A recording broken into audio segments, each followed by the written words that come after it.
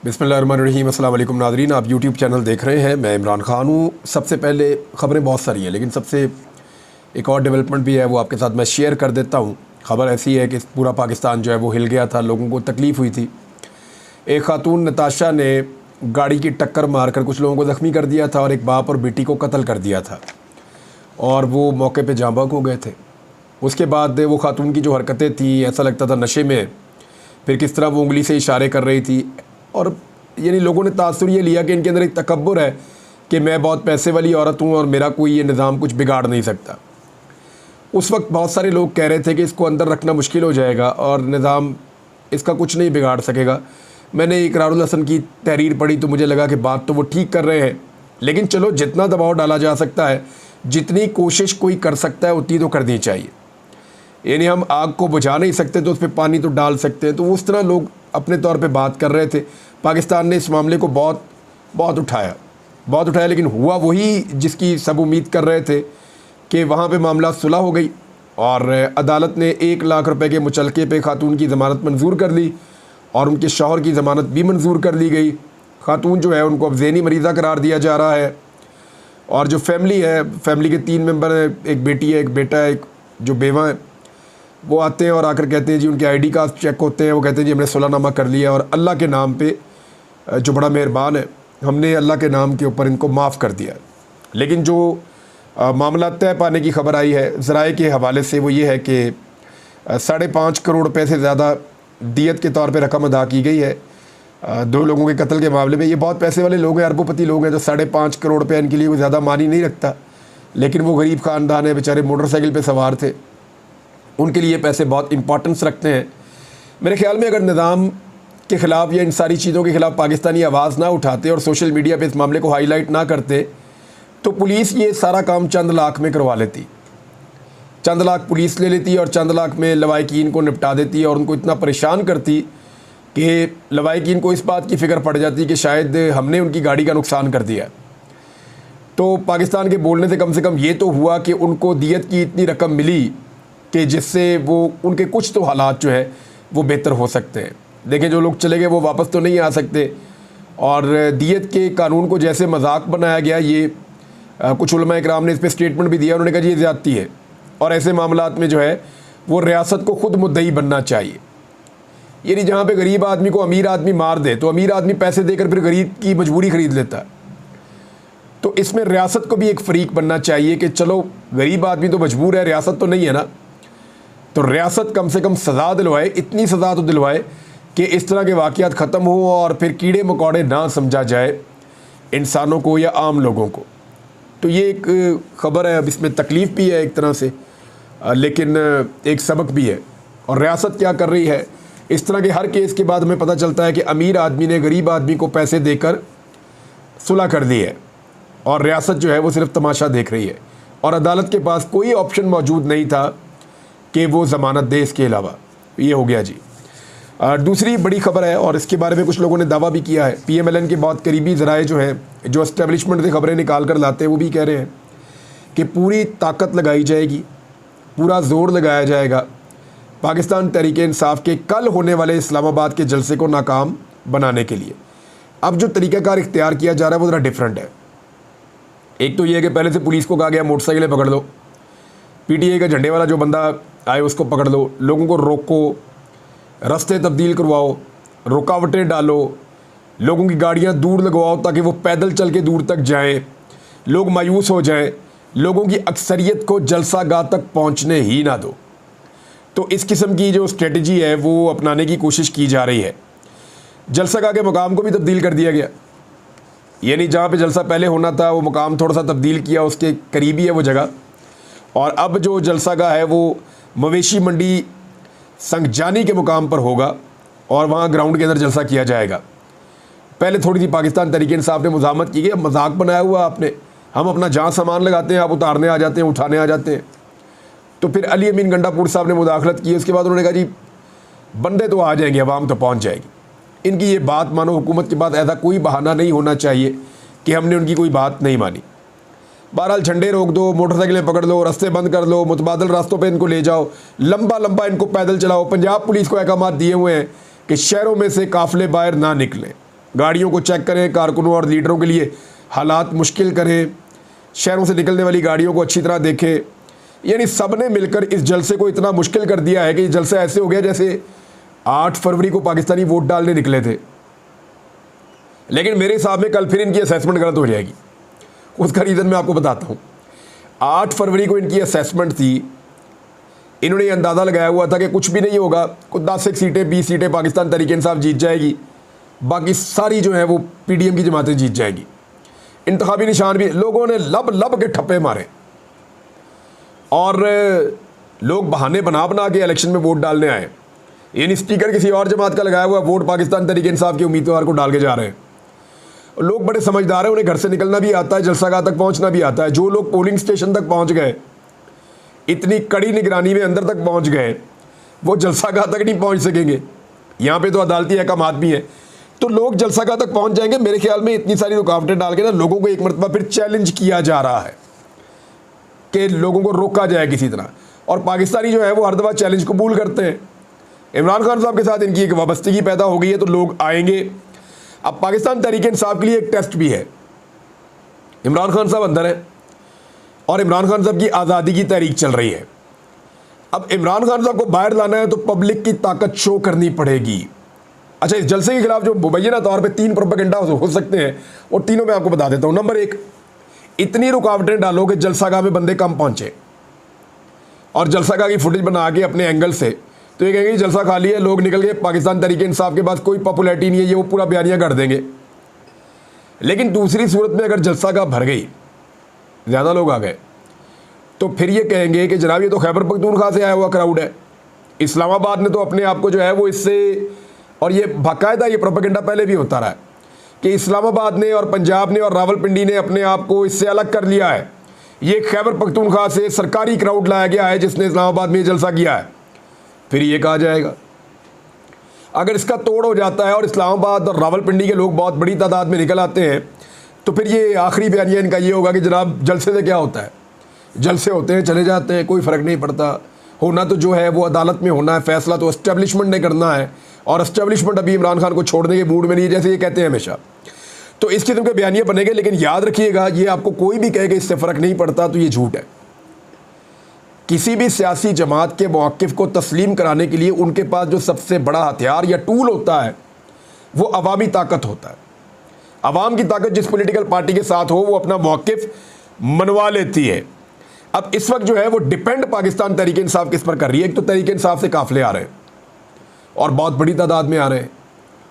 तहरीक इंसाफ की खैबर पख्तूनख्वा में मैंने तैयारियों के हवाले से पता किया है, इन्होंने बड़ी मशीनरी तैयार की हुई है, क्रेनें तैयार की हुई हैं, डोजर्स तैयार किए हुए हैं, और इन्होंने आंसू गैस से बचने के लिए जो है वो फायर ब्रिगेड की गाड़ियाँ तैयार की हुई हैं। पता नहीं क्या कुछ बड़ी मशीनरी लेके ये लोग आ रहे हैं। फिर अली अमीन गंडापुर साहब के साथ एक बड़ा क्राउड है। फिर हर जो MNA MP है वो अपने साथ अपने लोगों को लेकर आ रहा है। फिर आम लोग खैबर पख्तूनख्वा से अलग आ रहे हैं। तो खैबर पख्तूनख्वा से तो बहुत बड़े काफ़िले आकर इस्लामाबाद से टकराएंगे।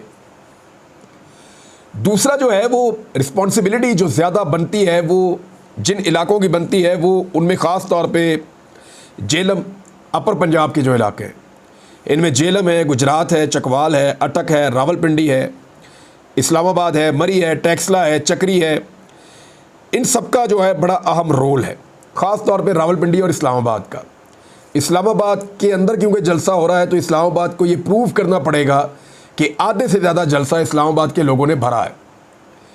और देखिए, इस्लामाबाद के जो शहरी हैं या रावलपिंडी के शहरी हैं, उन्होंने अपनी बहादुरी से और अपनी पॉलिटिकल विजडम से, अपने शऊर से ये साबित किया बार बार कि वो ताकत के सामने सरदुंगू नहीं हो रहे, वो अपने मौक़िफ़ के साथ डटकर कर रहे हैं।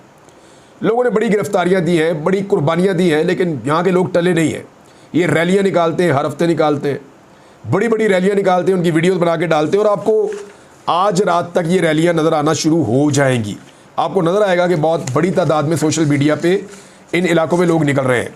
फिर आप सेंट्रल पंजाब में आ जाएँ, वो तो बहुत बड़ा इलाका है, और वहाँ से निकलने के लिए पाकिस्तान तहरीक इंसाफ के पास एक स्ट्रेटजी है जो मैं आपको कल, ये जब जलसा होगा पाकिस्तान तहरीक इंसाफ का कल सुबह वाला जो वीलॉग हो उसमें बताऊँगा, क्योंकि तब तक वो स्ट्रेटजी हो चुकी होगी। तो बड़ी ज़बरदस्त स्ट्रेटजी है पाकिस्तान तहरीक इंसाफ की कि लोगों को सेंट्रल पंजाब से कैसे लेकर आना है जलसागाह में।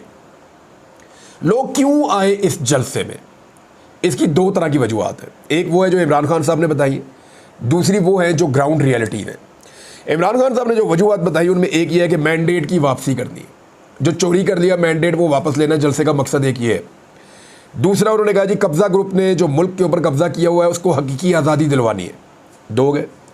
तीसरा इमरान खान साहब ने कहा कि अदलिया की आज़ादी के लिए हमें आवाज़ उठानी है। ये तीन चीज़ें। लेकिन ग्राउंड रियलिटीज़ में लोगों को किस बात का गुस्सा है, लोग क्यों आएंगे? देखिए मैंडेट की तौहीन हुई, लोगों ने वोट किसी और को डाला, शक्लें कोई और आके बैठ गई, लोगों को गुस्सा है, लोग वो गुस्सा निकालना चाहते हैं। पीटीआई के साथ वाबस्तगी इसकी एक और बड़ी वजह है, महंगाई जितनी बड़ी है और जो वादे करके ये लोग आए थे वो पूरे नहीं किए, तो उससे बहुत मायूसी हुई है। वो मायूसी और बढ़ती हुई महंगाई वो लोगों को लेकर आएगी।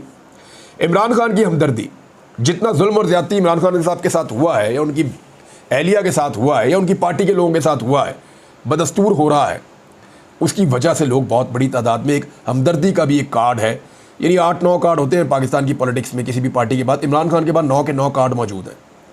तो जनाब ये भी हमदर्दी भी है। फिर पीटीआई से वाबस्तगी की मैंने आपको कहा एक वजह है, और जो हुकूमत की पॉलिसियाँ हैं उनसे मुकम्मल मायूसी है आवाम को। और मायूसी की इंतहा ये है कि 94% पाकिस्तानी पाकिस्तान छोड़ के जाना चाहते हैं। मायूसी की इंतहा ये है कि 94% पाकिस्तानी कह रहे हैं कि हमें ज़रूरतें ज़िंदगी की जो चीज़ें जो हम ख़रीदते हैं वो ख़रीदने में भी मुश्किलात पेश आ रही हैं। तो ये है जनाब जलसे में आने की वजूहात। अभी देखते ही हैं कि पाकिस्तान तहरीक इंसाफ स्ट्रेटजी को आगे कैसे बढ़ाती है। वहाँ केपी में कुछ मीटिंग्स भी हुई है, इस्लामाबाद में मीटिंग्स हुई है, पंजाब की जो क़यादत है वो आपस में मीटिंग कर रही है।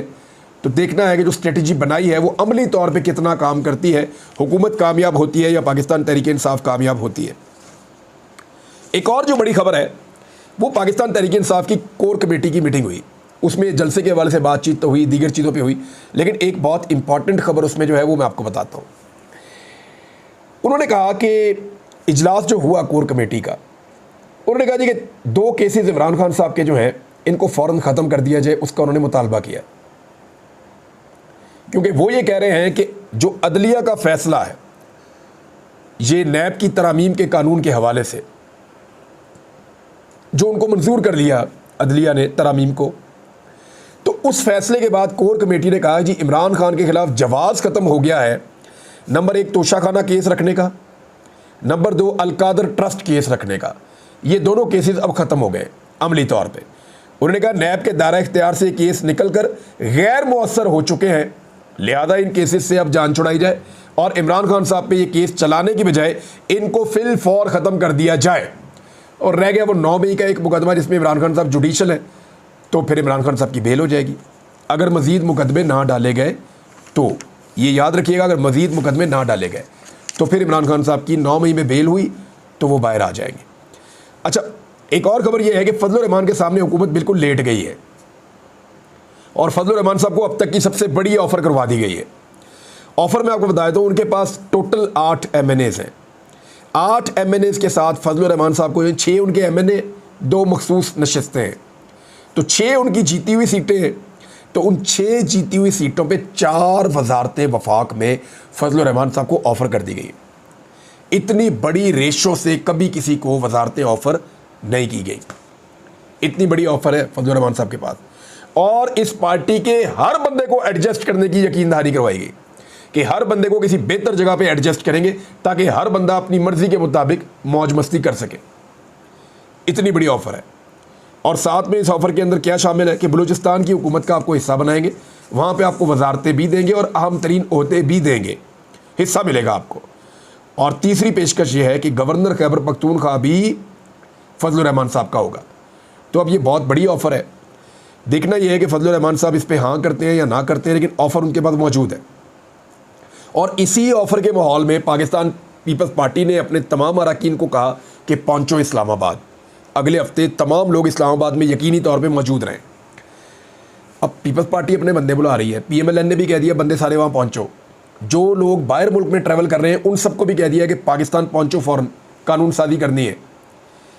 सादा कानून साजी के लिए इतने सख्त ऑर्डर्स नहीं दिए जाते, वो हो जाती है। ये 2/3 अक्सरियत पूरे करने के चक्कर में लगते हैं शायद। और अभी भी काजी फ़ायद ईसा साहब की रिटायरमेंट में 49 डेज़ बाकी हैं। आज का दिन अगर हम डालें तो 49 डेज़ बाकी हैं, 49 दिन, 1 कम 50। तो इन दिनों में कुछ भी हो सकता है। तो पाकिस्तानियों ने मुसल्ला नहीं छोड़ना, अल्लाह से दुआ करें कि अल्लाह ताला पाकिस्तान के लिए बेहतर करे। और जो पाकिस्तान के लिए बेहतर है वो बज़ाहिर तो यही दिखाई देता है कि अगर काजी फ़ायद ईसा साहब रहेंगे तो ये सिलसिला ऐसे ही चलता रहेगा, ये नहीं रुकेगा। एक्सटेंशन नहीं होनी चाहिए काजी फ़ायद ईसा साहब की, होनी नहीं चाहिए, उसूलन किसी की भी नहीं होनी चाहिए। तो क्या फजलुर रहमान साहब साथ देंगे, ये सवाल मज़ीद पैदा हो जाता है क्योंकि तमाम लोग अपने अरकान असम्बली को हदायत दे के वहाँ पहुँचा रहे हैं। तो अगर फजलुर रहमान साहब खड़े हो जाते हैं तो 2/3 अक्सरियत मुकम्मल हो जाएगी। अगले हफ्ते में इन चीज़ों में बात होगी। लेकिन पाकिस्तान तहरीक इंसाफ का जो इस्लामाबाद का जलसा है वो सारी काया पलट सकता है। और फजलुर रहमान साहब का एक जुमला हमें नहीं भूलना चाहिए, और उनकी पार्टी के लोगों ने कहा कि हम ये बोझ नहीं उठाएंगे, इस हुकूमत का हिस्सा बनकर हम सियासी खुदकुशी नहीं करना चाहते, उन्होंने ये कहा। अब ये बहुत बड़ा स्टेटमेंट है। अगर वो उस पर खड़े रहते और सियासी खुदकुशी नहीं करते तो हुकूमत के पास फिर 2/3 अक्सरियत नहीं है, स्पेशली सेनेट के अंदर तो बिल्कुल नहीं है। कौमी असम्बली में अगर वो 2 नंबरी करें, उनको अदालत सपोर्ट कर दे, फिर भी मामला अदालत में जाएगा। और अदालत में जब जाएगा तो सिचुएशन क्या होगी इसके बारे में हम कुछ नहीं कह सकते। नाज़रीन, पाकिस्तान की हालत आपके सामने है, लेकिन ब्यूरोक्रेसी के अल्ले तल्लों के लिए, असिस्टेंट एसीज के लिए नहीं, सिंध में 138 डबल केबल डाले खरीदने का फैसला किया गया और 2 अरब रुपए इसके लिए मांगे गए। ये मामला अदालत में जाके चैलेंज कर दिया, वहाँ पर कोई स्टे आ गया। लेकिन आप ज़रा एक लम्हे के लिए सोचें, गरीब मुल्क है और हर ऑफिसर को 1.5 करोड़ की गाड़ी चाहिए, छोटी मोटी गाड़ी, इनको बुलान कैरी डब्बे लेकर दें। मैं आपको बता रहा हूँ, जैसा मुल्क है वैसा सामान लेकर देना इनको। भाई इनकी वजह से मुल्क गरीब हो गया, आवाम की वजह से तो नहीं हुआ। आवाम तो बेचारी टैक्स देती है, तनख्वाह पे भी, हर चीज़ पे, माचिस की डब्बी पे भी टैक्स देती है, साबुन की टिकिया पे भी टैक्स देती है। तो आवाम जब टैक्स दे रही है तो इन ब्यूरोक्रेट्स और सियासतदानों की और इस्टेब्लिशमेंट की पॉलिसीज़ की वजह से मुल्क का बेड़ा गर्क हुआ, भट्टा बैठ गया। अब इनको हम क्यों लेकर दें लग्जरी गाड़ियाँ, 1.5 करोड़ की गाड़ी इनको हम क्यों लेकर दें, डबल केबल डाले इनको क्यों चाहिए? ये कहते जी कच्चे में चलाने, कच्चे में तो भाई वो छोटी गाड़ी बहुत अच्छी चलती है, ये बुलान कैरी डब्बा पाकिस्तान में बनता है। इनको बुलान के कैरी डब्बे लेकर दें और इनको शीशे खोल के इनको चलवाएं गाड़ियां। ये आसमान से उतर कर आए हुए हैं कि इन्होंने जो है इतनी महंगी गाड़ी, ओ भाई गरीब मुल्क है, छोटी गाड़ी में इनको ट्रेवल कराओ।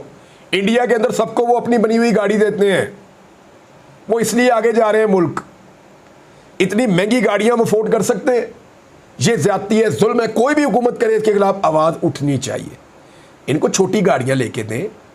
अगर ये कहते हैं कि बाद औक़ात कच्चे इलाके में जाना होता है तो इनके मुताबिक थोड़ा सा मॉडिफाई कर दें गाड़ियों को, क्या फ़र्क पड़ता है?